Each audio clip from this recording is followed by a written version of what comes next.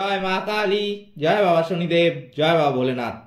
তো নমস্কার বন্ধুরা, আজকে আমরা আলোচনা করব মকর রাশির 19শে ফেব্রুয়ারি থেকে 19শে মার্চ এই সময়টায় কতটা ভালো বা কতটা খারাপ যেতে চলেছে।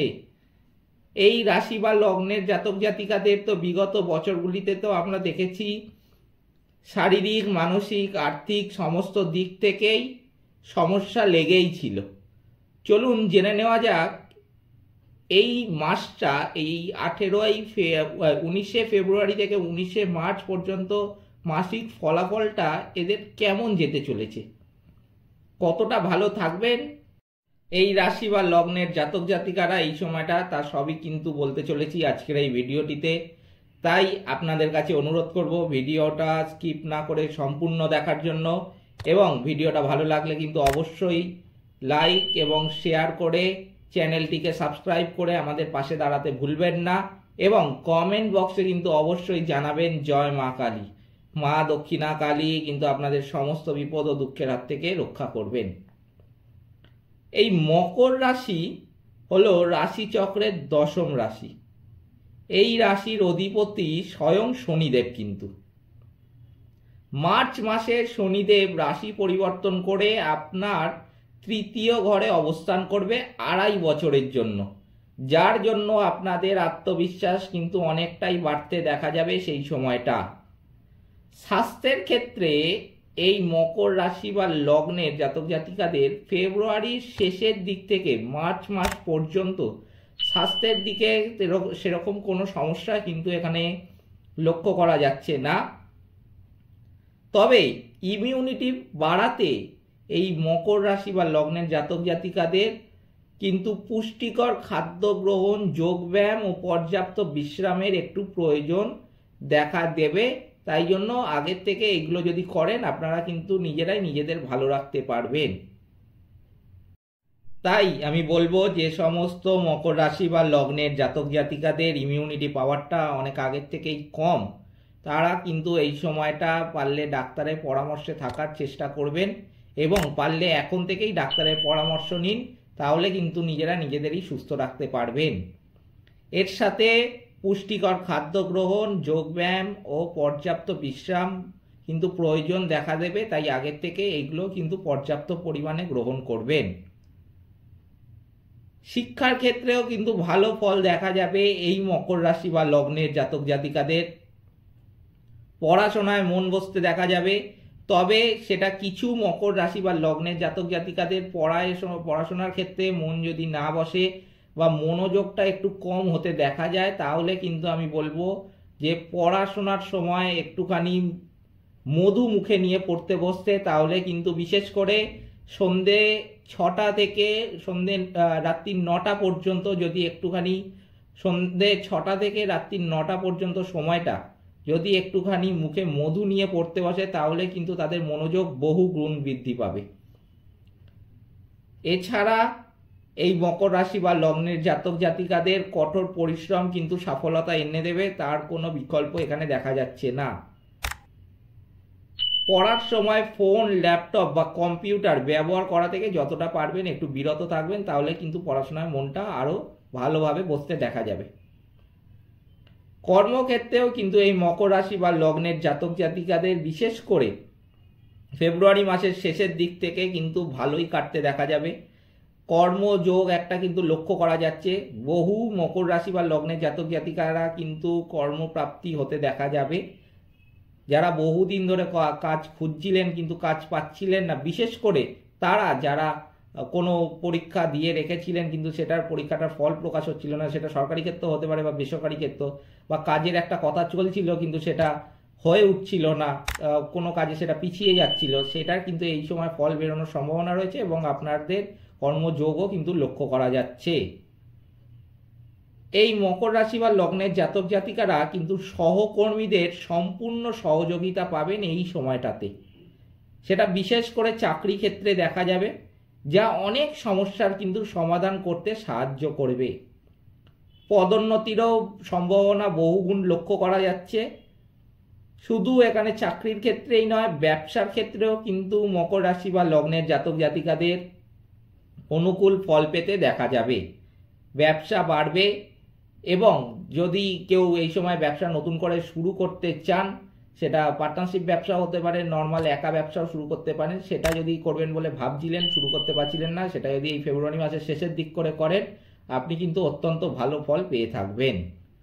অর্থনৈতিক অবস্থা কিন্তু এই মকর রাশি বা লগ্নের জাতক জাতিকাদের ফেব্রুয়ারি মাসের শেষের দিক থেকে মার্চ মাসের শুরুর দিক পর্যন্ত একটু বুঝে খরচ করতে হবে।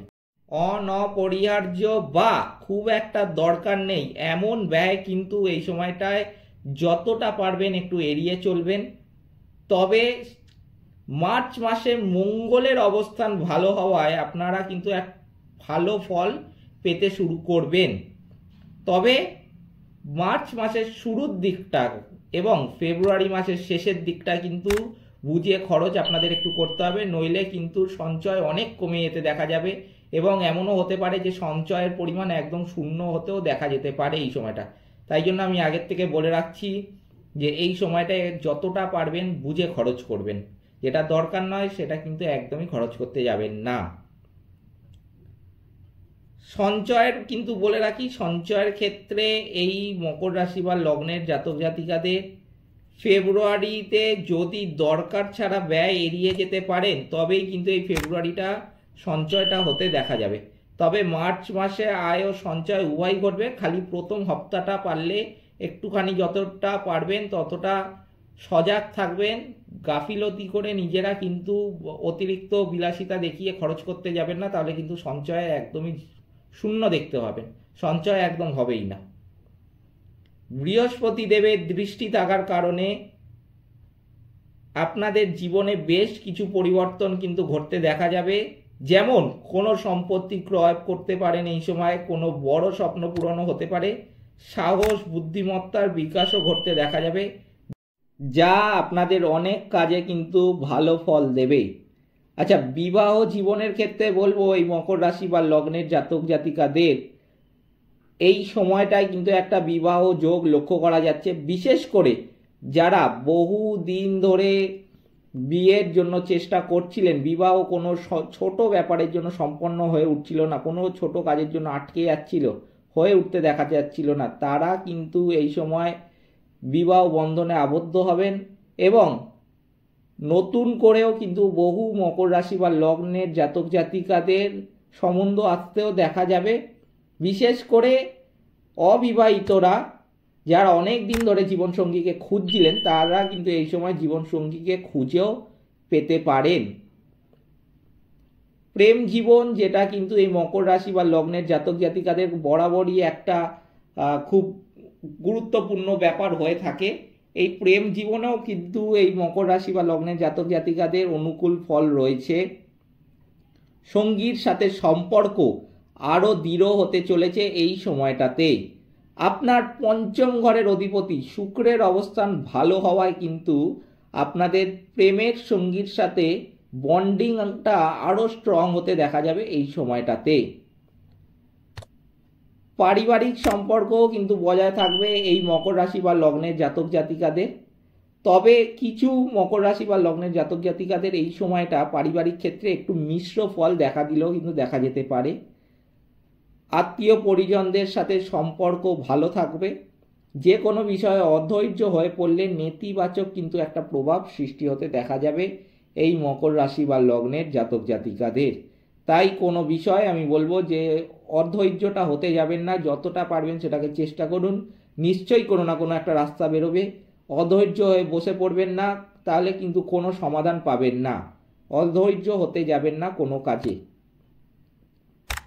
আচ্ছা, যদি কোনো মকর রাশি বা লগ্নের জাতক জাতিকা এই ফলগুলো সঙ্গে সঙ্গে দেখতে হয়তো নাও পেতে পারেন, কারণ অনেক মকর রাশি বা লগ্নের জাতক জাতিকাদের জীবনে নেগেটিভ প্রভাবটা বেশি হয়ে থাকে। তাই জন্ম ছকে তারা যদি আগে একবার যাচাই করে নিতে পারে তাহলে খুবই ভালো হয়। তো এই জন্ম ছকে যদি এই রাহু কেতু শনি এদের নেগেটিভ প্রভাবটা বেশি হয়ে থাকে, তাহলে কিন্তু এই যে ফলগুলো আমি বলে যাচ্ছি বা যে কোনো তাদের রাশির যে কোনো রাশির গোচরের ফলে যে শুভ ফলটা তারা পেয়ে থাকবে, সেটা কিন্তু সহজেই তারা লক্ষ্য করতে পারবেন না। তাই জন্য তাদের যেটা সবার প্রথমেই করতে হবে সেটা হলো জন্ম ছকটাকে পারলে একবার ভালো মতো যাচাই করে নেবেন, সেখানে শনি, রাহু, কেতু এরা নেগেটিভ স্থানে রয়েছে কিনা, নেগেটিভ প্রভাবটা কতটা, যার জন্য আপনাদের কিন্তু নেগেটিভ প্রভাবটা জীবনে বেশি হয়ে রয়েছে। এবং তাদের ফলে কিন্তু আপনারা এই ফলগুলো আপনাদের মকর রাশি বা লগ্নের, যেটা এতক্ষণ বলে গেলাম বা যেগুলো আগেও বলেছি আমি, সেগুলো কিন্তু সহজেই দ্রুত লক্ষ্য করতে পারবেন না জীবনে। তারা একটু ফলগুলো দেরিতে পাবেন। তবে কি তারা পাবেন না? একদমই না, তারা সমস্ত ফল পাবেন জীবনে, কিন্তু তাদের একটু সময় লাগবে। আর যাদের জন্মছকে শুক্র, বৃহস্পতি এরা ভালো স্থানে রয়েছে, তারা কিন্তু সহজেই এই ফলগুলো দ্রুত পেতেই দেখা যাবে।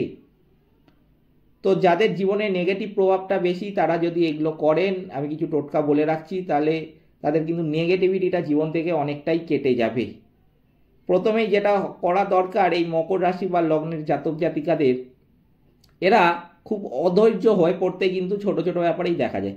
তো আমি সবার প্রথমেই এই জন্য এদেরকে বলছি, এই মকর রাশির ক্ষেত্রে এটা বেশি দেখা যায়, মকর রাশি বা লগ্নের জাতক জাতিকাদের অধৈর্যটা একদমই আপনারা হতে যাবেন না। অধৈর্য হয়ে কিন্তু কোনো কাজে সেরকম, এতদিন তো আপনারা দেখলেন যে কোনো ফল পাচ্ছেন না বা কোনো ফল পেয়েও উঠতে পারছেন না, কোনো ডিসিশনও নিতে পারছেন না।